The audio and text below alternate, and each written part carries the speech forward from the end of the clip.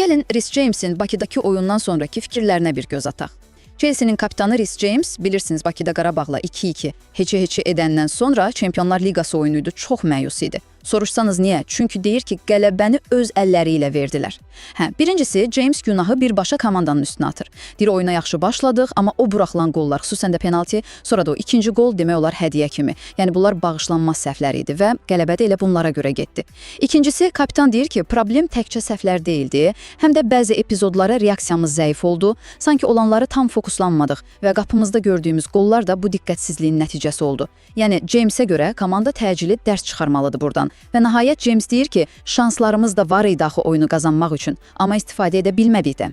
Amma baxın, maraqlıdır ki, bütün bu məyusluğun içində ilk qolu vuran gənc Estevanonu tərifləyir. Deyir, onun inanılmaz potensialı var və komanda mütləq onun inkişafına kömək etməlidir.